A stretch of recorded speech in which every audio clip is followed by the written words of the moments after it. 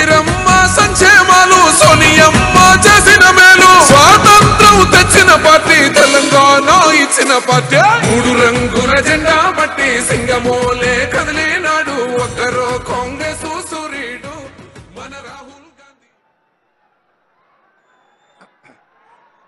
మిత్రులారా, ఈరోజు ఆదిలాబాద్ పార్లమెంట్ ఎన్నికల సందర్భంగా శ్రీమతి సోనియా గాంధీ గారు, శ్రీ మల్లికార్జున్ ఖర్గే గారు కాంగ్రెస్ పార్టీ తరఫున మీ సోదరీమణి 25 సంవత్సరాలు ప్రజా జీవితంలో ఆదివాసీ గూడాలలో వెనుకబడిన వర్గాలలో లంబాడి తాండలలో ప్రజలకు అండగా నిలబడ్డ అత్రం సుగుణను ఒక ప్రభుత్వ పాఠశాలలో ఉపాధ్యాయురాలుగా పనిచేసే అత్రం సుగుణని ఈరోజు కాంగ్రెస్ పార్టీ ఆదిలాబాద్ పార్లమెంట్ అభ్యర్థిగా ఎన్నికల బరిలో దించి పేద ప్రజలకు అండగా నిలబడ్డ వాళ్లకు కాంగ్రెస్ పార్టీలో అవకాశాలు ఉంటాయని చెప్పి మన నాయకత్వం అత్రం సుగుణను అభ్యర్థిగా ప్రకటించినందుకు కాంగ్రెస్ పెద్దలందరికీ ఆదిలాబాద్ బిడ్డల తరఫున మనస్ఫూర్తిగా వారికి కృతజ్ఞతలు తెలియజేస్తున్నా. ఈ నామినేషన్ కార్యక్రమంలో ఇన్ఛార్జ్ మంత్రివర్యులు సీతక్క గారు, పెద్దలు మంత్రివర్యులు దుద్దిల్ల శ్రీధర్ బాబు గారు, కోనేరు కోనప్ప గారు, వేణుగోపాలాచారి గారు, మిత్రుడు ఖానాపూర్ ఎమ్మెల్యే వెడ్మ బొజ్జు గారు, మాజీ శాసనసభ్యురాలు రేఖా నాయక్ గారు, బాబురావు గారు, శ్యామ్ నాయక్ గారు, గజేంద్ర, అదేవిధంగా జిల్లా పార్టీ నాయకులు, మండల పార్టీ అధ్యక్షులు, గ్రామ శాఖ అధ్యక్షులు, ప్రాణ సమానులైన కాంగ్రెస్ పార్టీ కార్యకర్తలు, ఆడబిడ్డలందరికీ కూడా మనస్ఫూర్తిగా నమస్కారాలు, ధన్యవాదాలు తెలియజేస్తున్నా. మిత్రుడు శ్రీనివాసరెడ్డి గారు చెప్పినట్టు ఈరోజు తెలంగాణ రాష్ట్రంలో ప్రజాపాలన మొదలైంది. 6 గ్యారెంటీలను అమలు చేసే విషయంలో 5 గ్యారెంటీలను అమలు చేసి తొందరలోనే రైతులకు 2 లక్షల రూపాయల రుణమాఫీ జరుపుకొని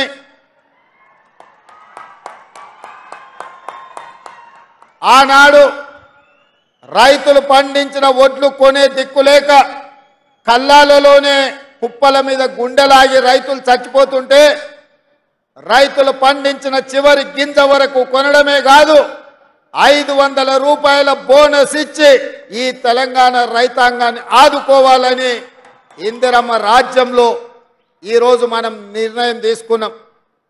మిత్రులారా, ఆదిలాబాదు అడవి బిడ్డలంటే ఆనాడు తెల్ల దొరలపై వీరోచితంగా పోరాటం చేసిన రామ్జీ గోండు తిరుగుబాటుకు పునాదులు వేసి ఆనాడు తెల్ల దొరలను తరుముతుంటే కుట్రపూరితంగా రామ్జీ గోండును నిర్మల్ జిల్లాలో ఉన్న 1000 ఊర్ల మర్రి సాక్షిగా 1000 మందిని ఆనాడు ఉరిదీసిన ఆదిలాబాదు బిడ్డలు పౌరుషాన్ని వదులుకోలే. ఆ తర్వాత జల్ జంగల్ జమీన్ పేరు మీద ఈ ప్రాంతంలో ప్రజల తరపున నిలబడి ఆదివాసీ బిడ్డల హక్కుల కోసం, వాళ్ళు దున్నుకునే భూముల కోసం, వాళ్ళు పండించిన పంట మీద వాళ్ళ హక్కుల కోసం కొమరం భీమ్ అనే మీ బిడ్డ పౌరుషాన్ని చాటి ఈ గడ్డ ఎప్పటికీ ఎవరికి తల వంచదు, ఈ గడ్డ స్వేచ్ఛను కోరుకుంటుందని చెప్పి మీ బిడ్డ కొమరం భీమ్ నిరూపించండి. ఇవాళ నిర్మల్ జిల్లా నుంచి మిత్రుడు శ్రీహర్రావు గారు ఆ ప్రాంత కార్యకర్తల నాయకులకు అండగా నిలబడి ఈరోజు ముందుకు కాంగ్రెస్ పార్టీని తీసుకెళ్తా ఉన్నారు. అదేవిధంగా ఈ ప్రాంత ఆదివాసీలు పండించిన పంటల్ని దళారులు దోపిడీ చేస్తుంటే 1980లో ఆనాడు ఆదివాసి బిడ్డలు తిరుగుబాటు బావుటను ఎగిరేసి ఆనాటి ప్రభుత్వాల మీద దోపిడీదారుల మీద దళారుల మీద పోరాటం చేస్తే ఆనాడు జరిగిన కాల్పుల్లో ఆదివాసి బిడ్డలు చనిపోతే ఇంద్రవెల్లి అమరవీరుల స్తూపం సాక్షిగా ఆ కుటుంబాలను ఆదుకొని వాళ్ళకి ఇందిరమ్మ ఇండ్లు ఇచ్చి వాళ్ళకు భూములు ఇచ్చి ఇంద్రవెల్లి అమరవీరుల స్తూపాన్ని పర్యాటక క్షేత్రంగా మార్చి ఈరోజు అభివృద్ధి పదంలో నడిపించాలని మన ఇందిరమ్మ రాజ్యంలో మనం నిర్ణయం తీసుకున్నాం. ఇదే కాదు, ఈ ప్రాంతంలో ఆదివాసి బిడ్డలకు ఇష్ట దైవమైన నాగోబా జాతరకు కోట్ల రూపాయలు కేటాయించి ఈ ప్రాంతంలో జరిగే ఆదివాసీల జాతరలను వాళ్ళ యొక్క భక్తిని వాళ్లకు ప్రభుత్వం అండగా నిలబడాలని ఇవాళ నిర్ణయం తీసుకున్నది. ఇదే కాదు మిత్రులారా, బోత్ ప్రాంతంలో మా మిత్రుడు మళ్ళీ చెప్తున్నాడు, అన్న కుప్తి ప్రాజెక్టు గురించి నువ్వు చెప్పాలి, ఆ ప్రాంత రైతాంగం ప్రతి ఎకరాకు నీళ్లు ఇవ్వాలి అనంటే కుప్తి ప్రాజెక్టు కట్టాలి, తద్వారానే ఎడారిగా మారుతున్న ఆదిలాబాద్ అడవి బిడ్డలకు నీళ్లు వస్తాయి, ఈ భూములు బీళ్లు బారుతాయి, ఈ భూములు పచ్చని పైర్లతోని ఇవాళ పంటలు పండుతాయని చెప్పి వారు చెప్పారు. తప్పకుండా నేను బోత్ ప్రాంతంలో ఉండే బిడ్డలకు నేను మాట ఇస్తున్నా, మన ప్రభుత్వంలో కుప్తి ప్రాజెక్టును పూర్తి చేసుకొని ఈ ప్రాంతాన్ని అభివృద్ధి చేసే బాధ్యత కాంగ్రెస్ పార్టీ తీసుకుంటుందని తెలియజేస్తున్నా. ఇదే కదా నాడు కాంగ్రెస్ పార్టీ కట్టిన కడెం ప్రాజెక్టును ఈనాటి ప్రభుత్వం నిర్లక్ష్యం చేయడం వల్ల కడెం ప్రాజెక్టు కూలిపోయే పరిస్థితి వచ్చింది. ఎంబడే మనం వచ్చిన ఎంబడే కుప్టి ప్రాజెక్టును ప్రారంభించాలని, కడెం ప్రాజెక్టును మరమ్మతులు చేయాలని ప్రాణహిత చేవెళ్లలో భాగంగా తుమ్మిడి ఎట్టి దగ్గర ప్రాజెక్టును నిర్మించి ఈ ప్రాంతానికి నీళ్లు ఇవ్వాలని ఈరోజు కాంగ్రెస్ పార్టీ ఆలోచన చేస్తుంది. మిత్రులు, మాజీ మంత్రివర్యులు శాసనసభ్యులు వినోద్ గారు ఇక్కడ ఉన్నారు, పెద్దలు వెంకటస్వామి కాక నాడు ఈ ప్రాజెక్టును కట్టాలి, ఈ ప్రాజెక్టుకు డాక్టర్ బాబాసాహెబ్ అంబేద్కర్ పేరు పెట్టాలి అని పట్టుబట్టించి ఆ ప్రాజెక్టును తుమ్మిడేటిలో ప్రారంభించి డాక్టర్ బాబాసాహెబ్ అంబేద్కర్ గారి పేరు పెట్టండి. మరి కేసీఆర్ గారికి కాక వెంకటస్వామి మీద కోపమో లేకపోతే డాక్టర్ బాబాసాహెబ్ అంబేద్కర్ మీద పగనో నాకు తెలియదు, ప్రాజెక్టు డాక్టర్ బాబాసాహెబ్ అంబేద్కర్ పేరును తొలగించండి. అందుకే మిత్రుడు పెద్దలు వినోద్ గారు నాకు చెప్పిండ్రు, మళ్ళీ మీరు ప్రాణహిత చేవెళ్ల దగ్గర ప్రాణహిత చేవెళ్ల ప్రాజెక్టులో భాగంగా మీరు ఖచ్చితంగా తుమ్మిడేటి దగ్గర కట్టాల్సిందే, ఈ ఆదిలాబాదు 1.5 ఎకరాలకు నీళ్లు ఇవ్వాల్సిందే అని చెప్పిండు. తప్పకుండా తుమ్మిడిహెట్టిలో ప్రాజెక్టును కడతాం, మహారాష్ట్రతో చర్చలు జరుపుతున్నాం, అక్కడ ముంపు భూమికి సంబంధించి 1800 ఎకరాల సమస్య పరిష్కారం కోసం ఆ రాష్ట్ర ప్రభుత్వంతో చర్చలు జరుపుతున్నాం. తప్పకుండా మహారాష్ట్రలో ముంపు గురయ్యే భూములను ఆ ప్రభుత్వాన్ని ఒప్పించి ఆ ప్రాంత రైతాంగాన్ని మెప్పించి సరైన నష్టపరిహారం వారికి ఇప్పించి తప్పకుండా తుమ్మిడిహెట్టి దగ్గర ప్రాణహిత చేవెళ్ల ప్రాజెక్టును కడతాం. ఆ ప్రాజెక్టుకు మళ్ళీ డాక్టర్ బాబాసాహెబ్ అంబేద్కర్ పేరు పెట్టే బాధ్యత కాంగ్రెస్ పార్టీ తీసుకుంటుందని చెప్పి నేను ఈ వేదిక మీద నుంచి మీ అందరికీ మాట ఇస్తున్నా.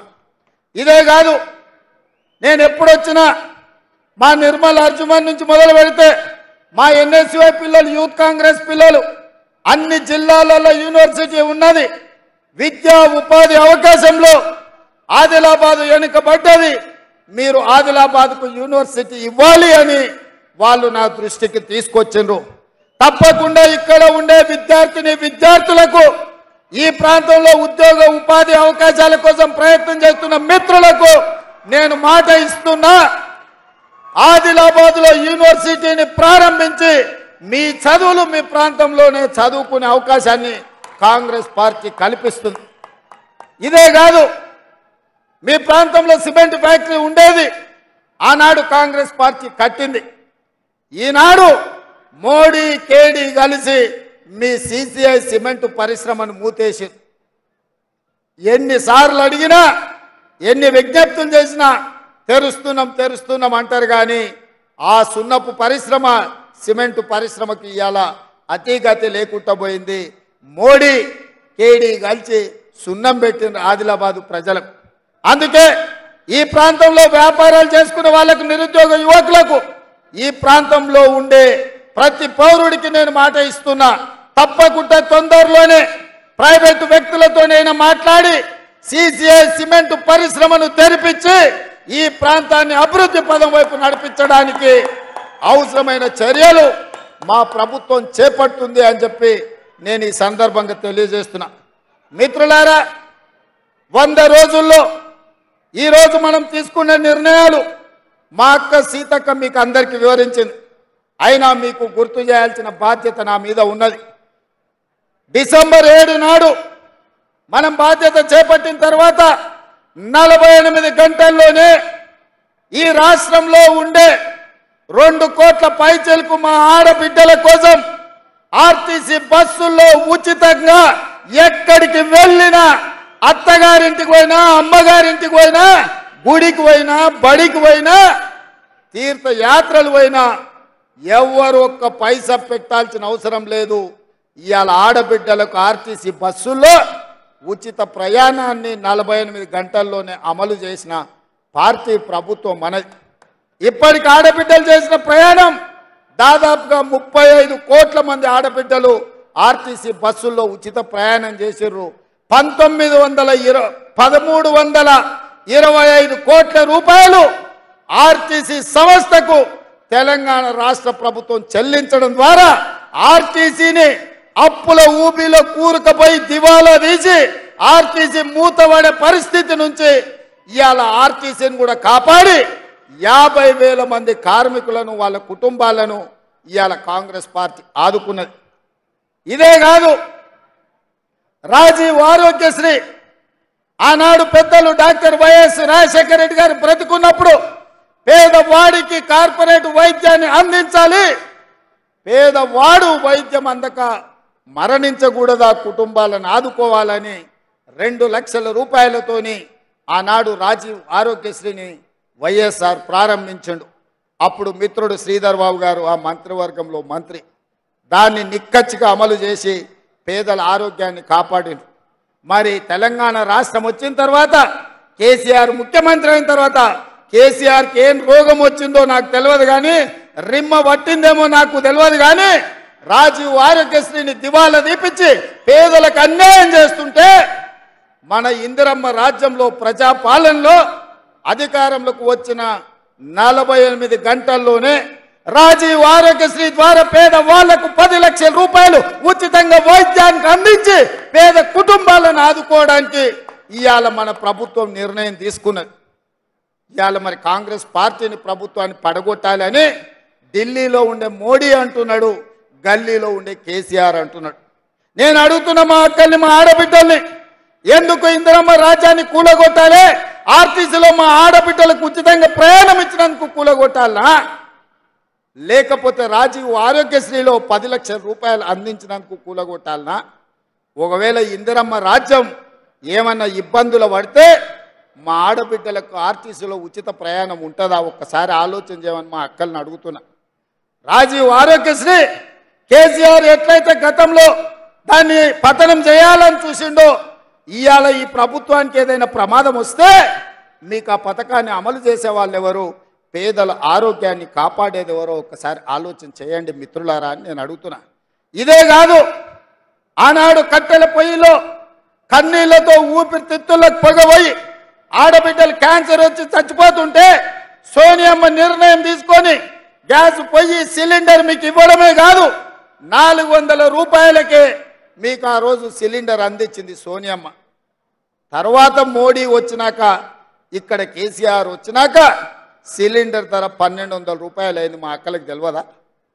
మా ఆడబిడ్డలు 1200 రూపాయలు కష్టపడ్డాయి, ఉపాధి హామీ కూలీకి పోయి కూడబెట్టిన పైసలు గ్యాస్ బండ కడుతుంటే వాళ్ళ దుఃఖం చూసినాం. పాదయాత్రలో ఆదిలాబాద్లో మా మిత్రుడు బట్టి విక్రమార్క గారు మొదలుపెట్టిన పాదయాత్ర, మేడారంలో నేను మొదలుపెట్టిన పాదయాత్రలో పేద ప్రజలు వచ్చి, ఆడబిడ్డలు వచ్చి చెప్పిండ్రు, అయ్యా సిలిండర్ ధర మొయ్యలేకపోతున్నాం, ఏదైనా చెయ్యాలి. సోనియమ్మ చెప్పింది, మమ్మల్ని పిలిచి చెప్పింది, ఆడబిడ్డల కోసం నేను ఇచ్చిన కానుక దీపం పథకం ఇది అమలు జరగాలి. 500 రూపాయలకు ఆడబిడ్డలకు సిలిండర్ ఇవ్వమంటే ఇవాళ 40 లక్షల కుటుంబాలకు 500 రూపాయలకే సిలిండర్ అందించి ఇవాళ మా ఆడబిడ్డలను ఆదుకుంటుంటే చూసి కడుపు మండిన మోడీ కేసీఆర్ వీళ్ళు ఇట్లనే ఉంటే పేదోళ్ళకి 500కే సిలిండర్ ఇస్తారని ఇవాళ కాంగ్రెస్ పార్టీని ఓడగొట్టమని అడుగుతున్నాడు. ఇదే కాదు, పాదయాత్రలో ప్రజలు వచ్చి అయ్యా భూమి ఉన్నోళ్ళకే ఉచిత కరెంట్ ఇస్తారు, భూమి ఉన్నోళ్ళకే రైతు బంధు ఇస్తారు, భూములు ఉన్నోళ్ళకే రైతు బీమా ఇస్తారు, మా భూమి లేని పేదలకు ఇళ్లకు మీరు ఎందుకు ఉచితంగా కరెంట్ ఇయ్యారని చాలామంది పేదలు వచ్చి చెప్పారు. ముఖ్యంగా అందులో దళితులు, ఆదివాసీలు, లంబాడ సోదరులు ఉంటే ఆలోచన చేసినాం. నిజమే కదా, ఈ పేదవాళ్ళు అడుగుతున్న మాటల విషయం ఉన్నది కదా, ఈ పేదవాళ్ళని ఆదుకోవాల్సిన బాధ్యత ఇందిరమ్మ రాజ్యంలో ప్రజాప్రభుత్వానిదే కదా అని ఆలోచన చేసి ఇవాళ ప్రతి పేదవాడి ఇంటికి 200 యూనిట్లు 0 బిల్లుతో మీ ఇంటికి ఉచితంగా కరెంట్ ఇస్తుంటే మీ ఇంట్లో వెలుగులు చూసిన కేసీఆర్, నరేంద్ర మోడీ కళ్ళల్లో నిప్పులు పోసుకొని ఇవాళ మీకు ఉచిత కరెంటును ఆపాలని కాంగ్రెస్ను ఓడగొట్టాలి, ఈ ప్రభుత్వాన్ని పడగొట్టాలని ఇవాళ పథకాలు పన్నుతున్నారు. మిత్రులారా, మీరు ఆలోచన చేయండి.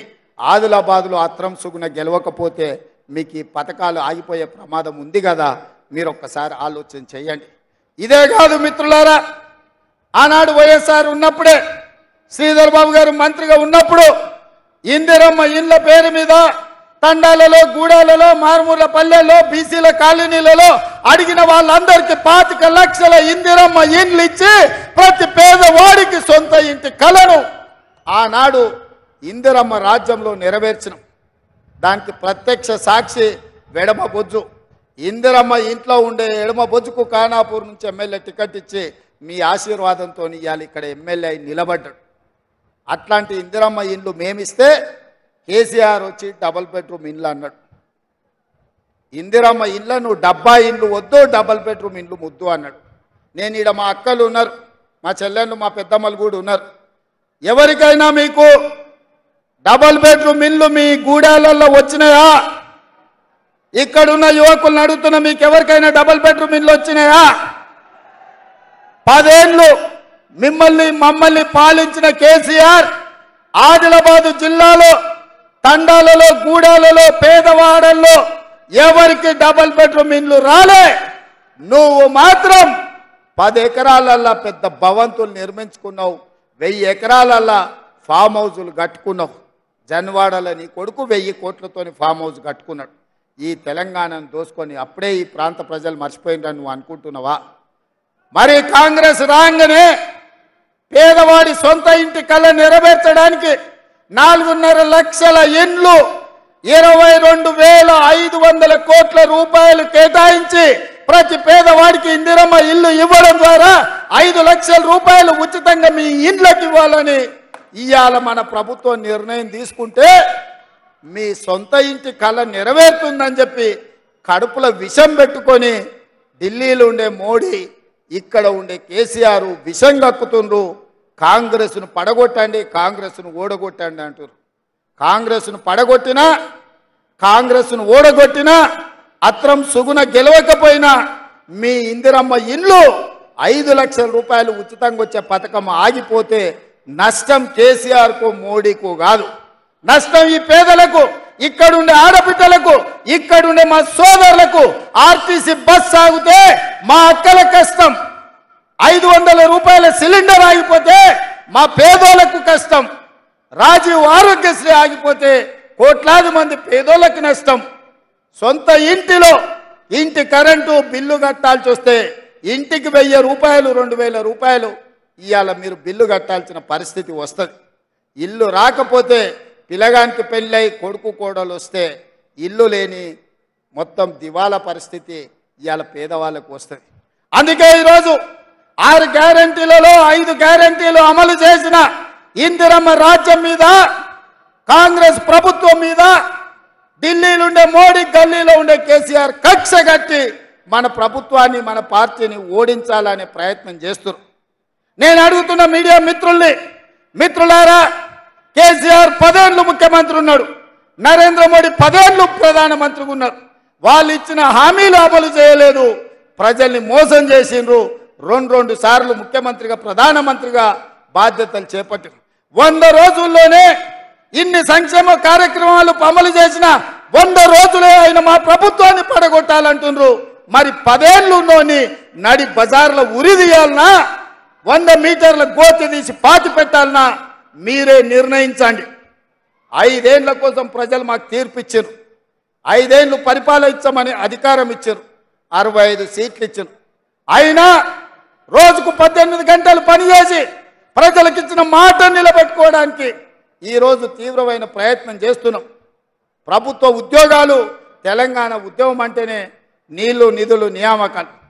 10 ఏళ్ళుండి ఆ సన్నాసి ఉద్యోగాలు ఇవ్వకపోతే మా ప్రభుత్వం వచ్చిన 3 నెలల్లో 30,000 ఉద్యోగాలు మేము ఇచ్చి నిరుద్యోగ యువకులకు మేము ఇవాళ ప్రభుత్వ ఉద్యోగం ఇచ్చినాం.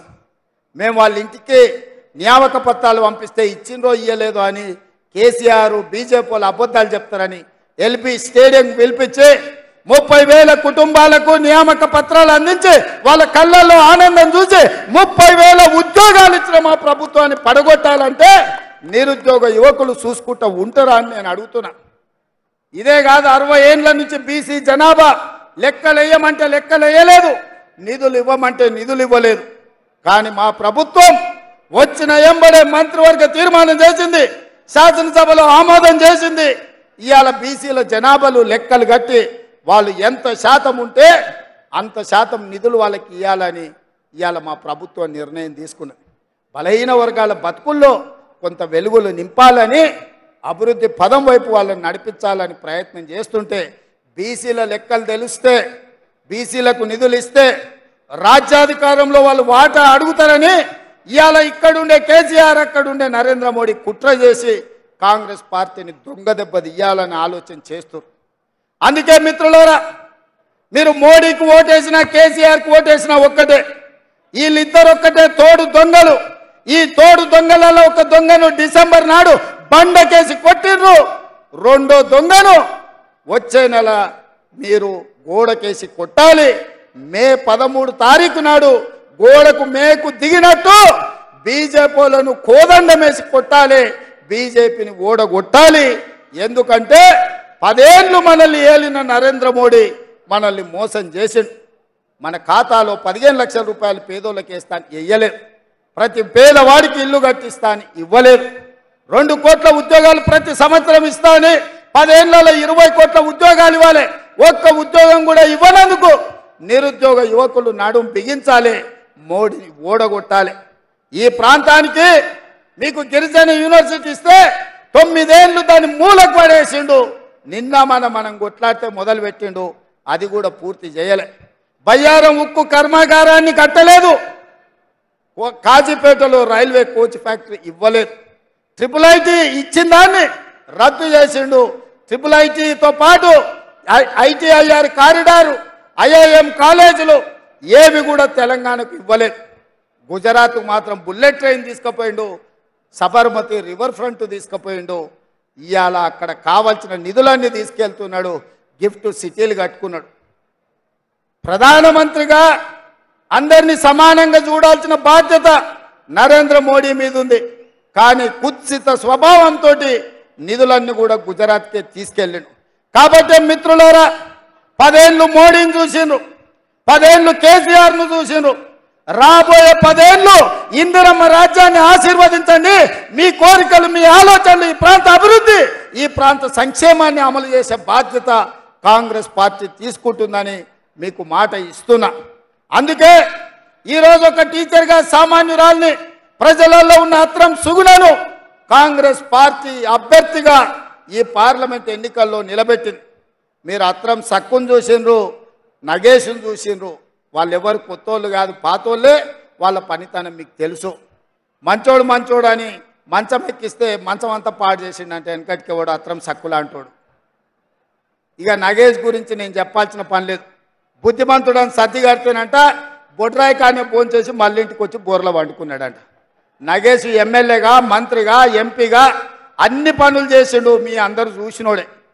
వాళ్ళెవరు తక్కువ కాదు. కేసీఆర్ దొరెంతనో మా గిరిజన దొరలు ఆదివాసీ వీళ్ళు కూడా దొరలే 11 వరకు కిందికి రాడంట నగేష్ మావాడు చెప్తుండే.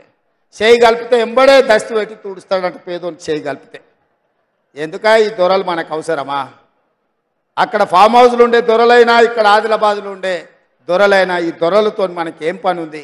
అందుకే మిత్రులారా, మా అక్కలకు ముఖ్యంగా మీలో ఉండే ఒక ఆడబిడ్డకు అవకాశం వచ్చింది. ఇంటి ఆయన ఏం చెప్పినా వినకండి. సాయంత్రం హాఫ్ ఫుల్లో ఆయన ఏజ్ వచ్చి ఓటేయండి అంటే కూడా ఆయన చెప్పినప్పుడు సరే నుండి బూతులకు పోయినాక మీ ఆడబిడ్డ కోటేయండి. ఎందుకంటే ఆడబిడ్డలకు అవకాశాలు వచ్చేదే తక్కువ. సీతక్కనిస్తే గెలిపిస్తే ఎట్లయితే మంత్రిని చేసినామో ఇవాళ రాష్ట్రానికి సీతక్క నాయకత్వం వహిస్తుందో రేపు అత్రం సుగుణను కూడా గెలిపించండి. రాష్ట్ర స్థాయిలో దేశ స్థాయిలో ఒక మంచి గుర్తింపు గౌరవం మహిళలకు వస్తుంది. మహిళలకు ఇస్తే ఓడిపోతారంటే రేపు మీ పిల్లలకు కానీ ఆడబిడ్డలకు కానీ అవకాశాలు రావు. అందుకే మా అక్కలందరికీ విజ్ఞప్తి చేస్తున్నా, ఈ ఆడబిడ్డను ఆశీర్వదించండి. మీలో ఒకరు మీ పేదింటి ఆడబిడ్డ, ఈ ఆడబిడ్డను గెలిపించాల్సిందిగా మీ అందరిని కోరుకుంటూ మీ దగ్గర సెలవు తీసుకుంటున్నా. మీరందరు సిద్ధమేనా? సిద్ధమేనా? ఏమంటలేరు? అప్పటి నుంచి చాలా జోరు చూపిస్తారు కదా. సిద్ధమేనా? ఆదిలాబాద్ రెడీనా? రెడీనా? రెడీనా? అత్రం సుగ్నాన్ని గెలిపించడానికి ఆదిలాబాద్ అంతా సిద్ధమేనా? సిద్ధం అన్నోళ్ళందరూ చేయికి పైకెత్తండి. మా అక్కలు కూడా ఎత్తాలి మీ ఆడబిడ్డను ఆశీర్వదించడానికి.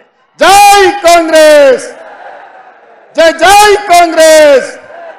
హస్తం గుర్తుకే, హస్తం గుర్తుకే. ధన్యవాదాలు మిత్రులారా.